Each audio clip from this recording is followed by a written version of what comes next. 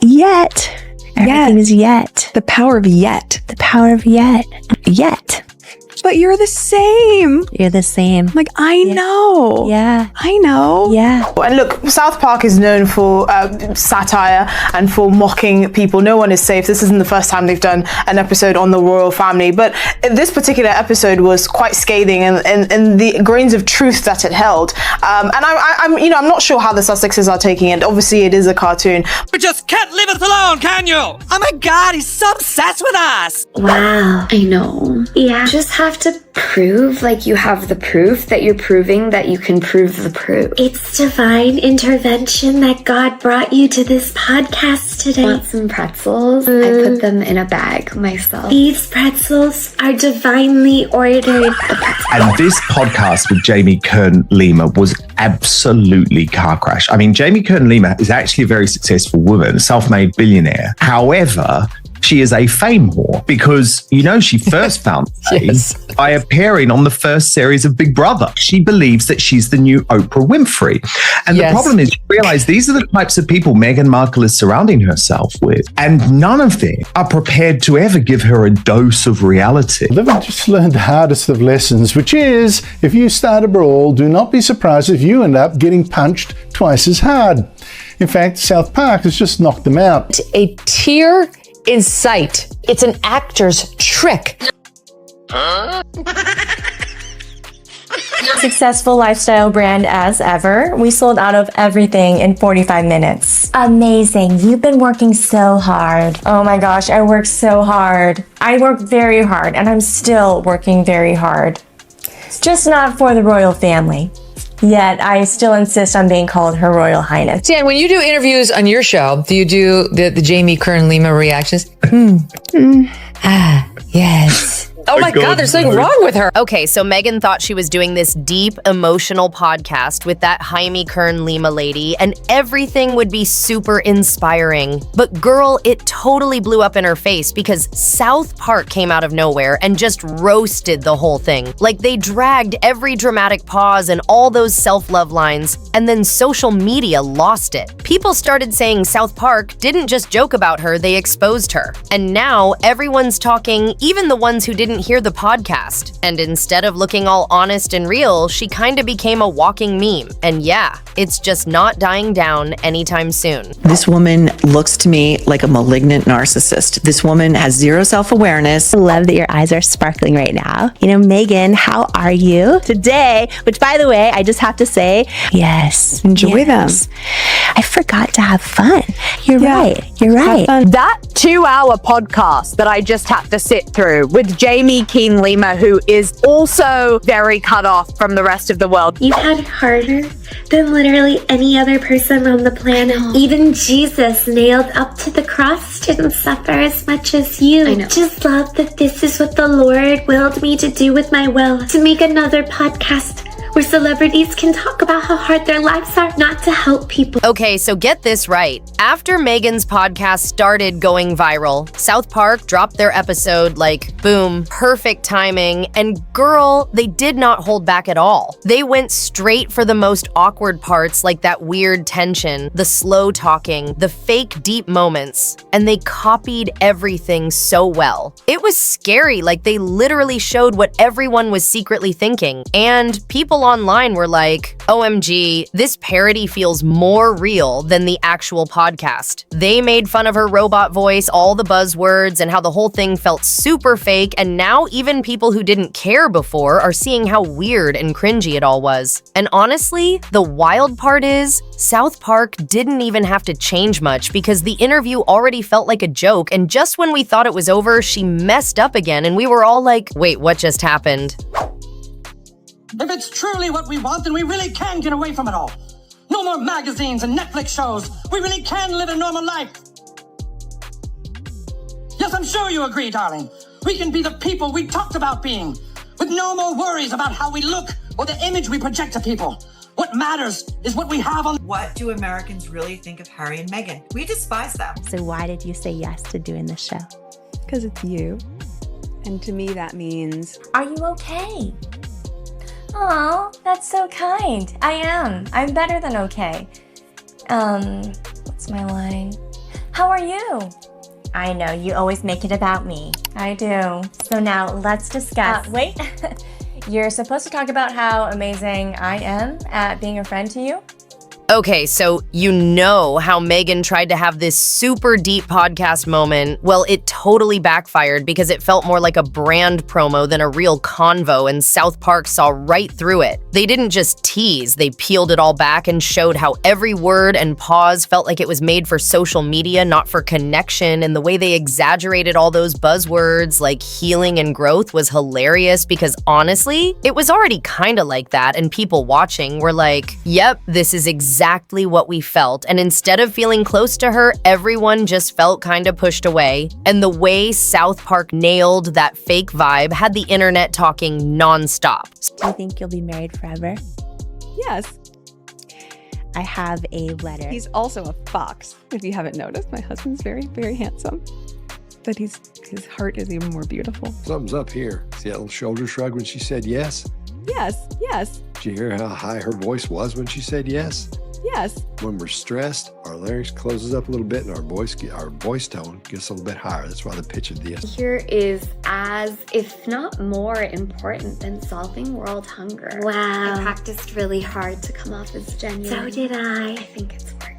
I do. So there was this super random moment where Meghan gave her guests some pretzels and called them divinely ordered, like what? And South Park turned that into a whole joke with divine pretzels popping up everywhere, showing how weird the podcast vibe really was. And then it all just went off the rails with characters throwing around big words like destiny and purpose, like they meant nothing, and people online were losing it, saying the show didn't even need to exaggerate because the real thing was already that cringy. And honestly, after that, everyone just started seeing the podcast as one big unintentional comedy show. I don't care. Don't care. What the hell? What did you just say? He victimized me. It's because I'm an ethnic woman. He can't do that. I'll say, wait, you're ethnic? This is an outrage. There's this horrible spy who lives across the street from us, and we're gonna get him back by changing our brand. Is this you? Sorority girl, actress, influencer, victim. Yeah, that's totally me. Welcome to the Jamie Kern Lima Show. Her show is unlike any I've ever done. A revelation. When you listen, it feels like a hug, but your brain and your spirit and your heart is like, wow. When I look into Jamie's eyes, I feel like I am on some other cosmic level with her. I could see the light around her. She's infused with. Okay, so it got even messier because what was supposed to feel real and honest totally came off like a rehearsed speech, and South Park zoomed in on that hard, showing how every emotional pause and teary moment felt super planned, like it came from some PR playbook. And in the parody, the characters even paused for fake applause after saying deep stuff, which was such a burn because it made it seem like the whole podcast was more about looking good than being real, and people watching were like, yep, that's exactly how it felt, like everything was too perfect, too polished, like it was made for a trailer, not a real convo, and the internet went wild, calling it fake and cringe, and the wildest part is South Park didn't even stretch the truth, they just showed what was already there. And somehow, the next part made things even more ridiculous. Before I go to bed almost every night, I email them. Wow. They will end up at one point in their life, maybe when they're 16 or when they're 18, that I say, here's an email that I've been keeping for you. Because that's really what you want when you're 18. 40,000 emails, Maureen, from your mother. These emails are so that when my children are of age, they can come to me and say, oh my God, you loved us so much. It's me. It's divinely ordered how many times we've said I and me. Why did you say yes to this show? And then you're like, do it.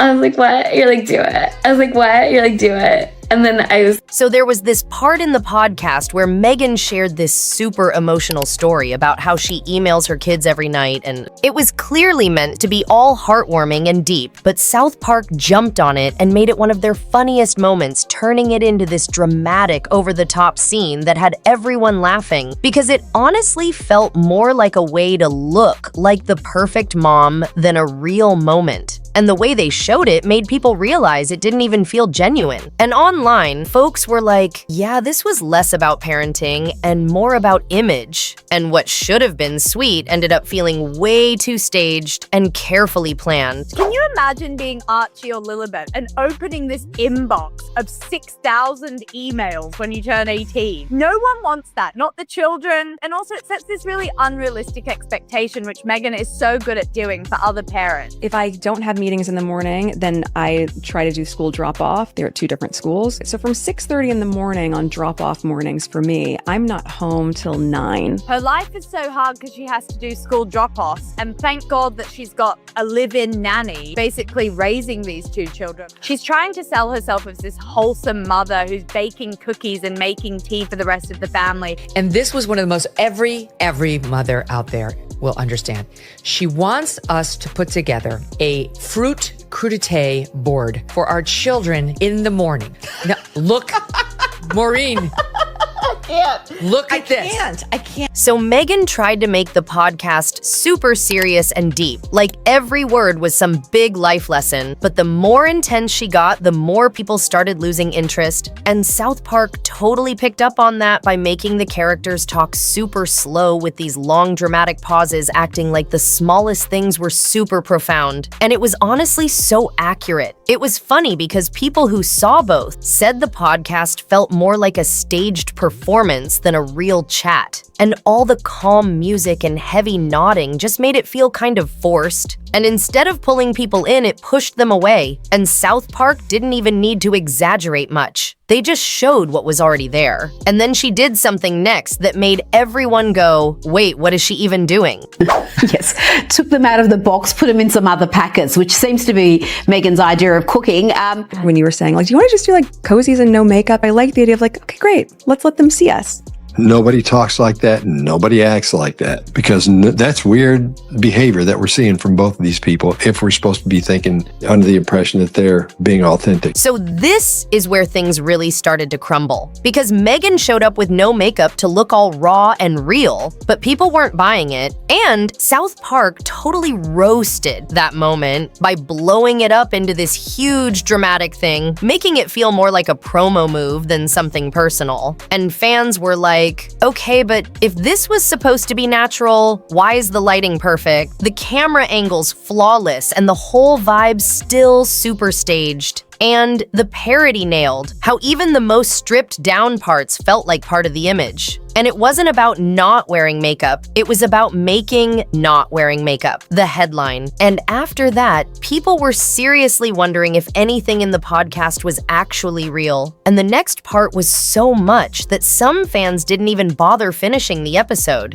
She's allegedly wearing no makeup. Meanwhile, she's got like the perfect blowout, like she's completely camera ready. And she also is pretending like she's crying. There isn't a tear in sight. It's an actor's trick. During promotion for Suits, she was joking with one of the photographers that she can cry on command. Left eye, go. And then you watch a tear fall down her face, and then she starts cackling because she's so proud of herself. She has this really famous thing where she says one tap left eye and she can make herself cry on demand. You haven't seen any of the questions ahead of time, and we're in our sweats, and you look the exact same with no makeup as makeup, and we're that's very It's just another lie from Meghan where she's told us one thing about this wholesome family life that she's got, but really it's staff behind the scenes that are upholding this entire image for this woman. So it got even more awkward when people stopped feeling offended and just got bored because the way Meghan talked in the podcast was so slow and dramatic. It felt like every word was trying way too hard to matter, and South Park dragged that perfectly with characters speaking in long pauses that made everything feel extra dull, and fans were like, yep, that's exactly why we couldn't finish it. And instead of feeling deep or emotional, it just felt empty, and people started tuning out fast. And after that, it became pretty clear that even the serious stuff like activism was more about image than anything real. Thank you for trusting me with your first ever podcast and with your friendship. Yeah. Means a lot, Jamie. Thank you. Yeah. I'm a very accepting person. Truly, I want to like something about her. I'm searching for something to like about her. And it's so hard. And this podcast with Jamie Kern-Lima was absolutely car crash. I mean, Jamie Kern-Lima is actually a very successful woman, self-made billionaire. However, she is a fame whore because, she first found fame by appearing on the first series of Big Brother. She believes that she's the new Oprah Winfrey. And the problem is, you realize these are the types of people Meghan Markle is surrounding herself with. And none of them are prepared to ever give her a dose of reality. So even her outfits became part of the drama because she said she wore clothes to support ethical women brands. But South Park turned that into a total joke with characters in crazy activist outfits. And it showed how the message got lost in the styling. And people were like, this feels more like a fashion ad than something real. And instead of inspiring, it felt too polished and planned, and South Park didn't mock the cause, just how she turned it into a brand moment. And after that, people started questioning everything. She didn't make the Times list of cool people, but she did get invited there because her agency probably bought her access. This is one of the goofiest things ever. Because I think it speaks to the tiny moments of joy that are so effortless and just create a little bit of magic that we're all craving. What in the hell word salad is this? Tiny little flower petals that are dried. I started putting them on salads. I started putting them on scrambled eggs. Level of charm that you find people have when they see these tiny little dried petals is something I can't fully wrap my head around, but I appreciate. I'm elevating it by putting dried flower petals on all of my food. She married for money. It's very clear she bagged the elephant. She was thrilled. She became a, quote, princess. I mean, Meghan did claim that before dating Harry, she never Googled him, and she said she didn't know much about the royal family. It was planned from the beginning. I know someone who knows the ex-husband who said she had a vision board with Prince Harry on it. Before they met? Yes. But as soon as Meghan Markle made it absolutely clear that it was all about the moolah, it was all about the big bucks, it was all about trading off the royal name, but she was lining up these deals when she was still the Duchess of Sussex. She was in talks with Disney, she was in talks with the publishing companies, in talks with Netflix. At that point, the late Queen Elizabeth II, quite rightly, in my opinion, said, no, there is no half in, half out. So you go with our blessing, but you lose everything. Meghan has always said that, she's got lots of staff around her, and we've heard lots of complaints from lots of people that have worked for Meghan. So apparently behind the scenes, Meghan still calls herself Her Royal Highness, even though she's not supposed to anymore. And South Park totally jumped on that, showing how she might be clinging to the royal image even after stepping back, and fans were like, wow, maybe this whole exit wasn't about leaving it all behind, but about keeping the spotlight. And the show didn't even have to exaggerate anything. They just let that one detail say it all, and people quickly put the pieces together. But the funniest part was still waiting, and it all came down to one word she just wouldn't stop saying. Zoom in here and it says, with the compliments of Her Royal Highness, the Duchess of Sussex. That is a title that was stripped from her when she and Harry made their whole racism debacle and left the UK, left their royal duties, and moved to the US to bug all of us. She's using it in private with her friends. That's even weirder than if they were still trying to milk the titles in public. That is just like all the confirmation that I need that this woman is just obsessed with being a royal, that is all this was all about. That she's angry that she screwed the pooch by claiming racism and basically getting kicked out of the family. She just can't give up the HRH titles that quickly. Like, this is literally what she has always wanted. 40 minutes into the podcast, this little picture, quite a grainy picture, flashed up, which shows a basket of, homemade preserves with a card on it, HRH, Duchess of Sussex, Meghan. You dropped off this gift basket with ice creams, homemade strawberry sauce to put on top of the ice cream. I find it a little bit cringe to give a gift to a close friend and sign it Her Royal Highness. Why even in private? She's using that full title, Her Royal Highness. I would never refer to myself as Her Royal Highness. They won't let me call myself Her Royal Highness anymore, but I'm going to put it all over my stationery and on the gifts that I give to my friends. So the funniest part came from this one tiny word Meghan kept saying in the podcast, and it was supposed to sound hopeful and inspiring, but South Park turned it into this silly catchphrase where characters ended every sentence with yet, until it got so overused, it was just annoying. And people online totally ran with it, making memes and saying they couldn't even hear the word without cringing. And that's what made it hit so hard, because South Park didn't make anything up. They just pointed out what was already bugging people. And it was the perfect way to end the roast, showing how even the smallest thing can blow up when it feels fake. And after that, the backlash just kept getting louder. Usually when we're together, we're in our cozy sweats, and no makeup. So that's how we are today. No one's picked up my book proposal yet. Yes. I haven't found my soulmate yet. Everything is yet. The power of yet. The power of yet. Yet. Yet. But I'm happy. I'm happy. And the kids are healthy and H is great. But I'm trying to also enjoy these big wins right now. Yes. Enjoy them. Yeah, she's a princess too, and Harry is slaying dragons to rescue her. You know, look what we built. We've built a beautiful life, and we have 2 healthy, beautiful children. And I always think about it like the end of Super Mario Brothers when you get to the final level. And what's the goal in Super Mario? They're like, slay the dragon, save the princess. I'm like, that's my husband. Who is Harry rescuing her from? The family she abandoned before making him abandon his?